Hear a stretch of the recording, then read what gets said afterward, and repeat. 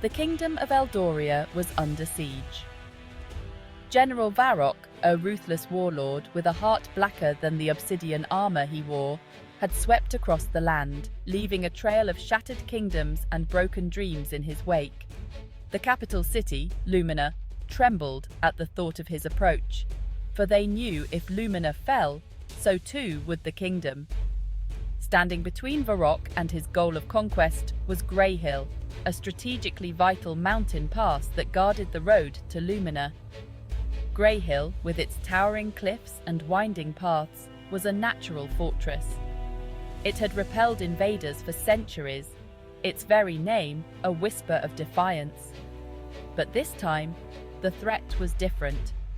This time, the enemy was Varrock, and his army was vast, his ambition limitless. Fear gnawed at the hearts of even the bravest soldiers stationed there. Among those soldiers was Captain Elara Westwood. Young, determined, and fiercely loyal to her kingdom, Elara knew the weight of responsibility that rested upon her shoulders. She was not a seasoned general with years of experience in the art of war, but she was a leader by instinct, her courage a beacon in the growing darkness. Greyhill was more than just a strategic position to Elara. It was a symbol of their resistance, a line drawn in the sand against tyranny. When news arrived that Varrock's forces had bypassed the kingdom's main defences and were marching on Greyhill, panic gripped the nearby town of Willow Creek. Willow Creek, nestled at the foot of Greyhill, was home to farmers, artisans, and shopkeepers, peaceful folk with no stomach for war. As refugees streamed down from the north, fleeing the approaching storm, Elara found herself with a dwindling number of soldiers under her command and a town on the verge of chaos. Instead of succumbing to despair, Elara rallied her troops. There were barely 100 soldiers left to face Varrock's thousands, and many were green recruits, their faces pale with fear. She knew that conventional tactics would be useless against Varrock's superior numbers. They needed to be smarter, more cunning. "We may be few," Elara declared, her voice ringing with determination. "But we fight for our homes, for our families, for our freedom. We will make Varrock pay for every inch of ground he tries to take."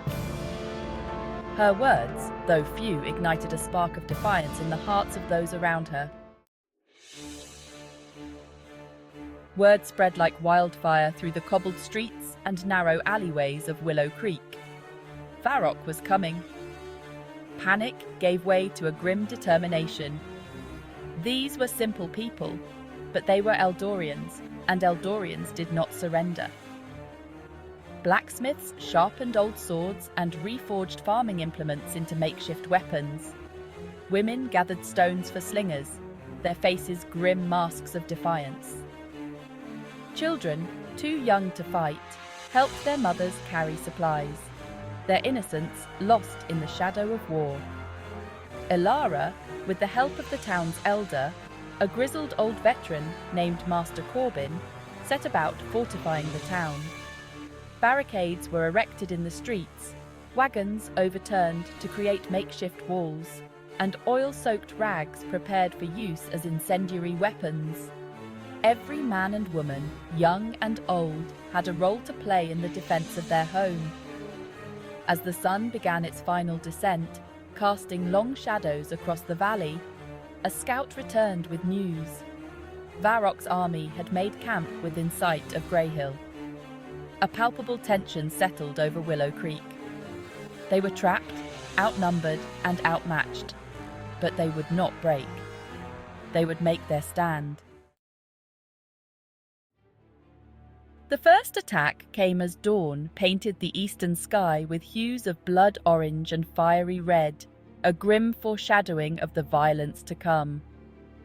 Varrock's lieutenants, eager to prove themselves to their merciless leader, had underestimated the defenders' resolve. They expected a swift victory, a rout that would send the townsfolk fleeing in terror. they were met with a rain of arrows, bolts, and stones. The defenders of Willow Creek, fighting with the ferocity of cornered wolves, repelled the initial assault, their makeshift weapons proving surprisingly effective against the invaders' arrogance. Elara, her sword flashing like a silver flame, led from the front, her courage inspiring her makeshift troops. But Varroc's army was relentless. Wave after wave of attackers surged forward, their numbers seemingly endless. The defenders, weary but resolute, fought with the strength born of desperation.